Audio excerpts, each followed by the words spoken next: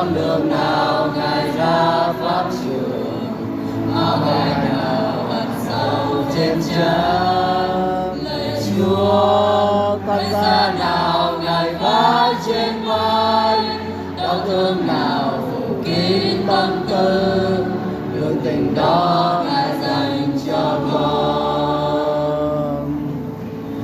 Lạy Chúa, xin cho con bước đi theo Ngài, xin cho con cùng vác với Ngài, thập giá trên đường đời con đi, đường đời con đi.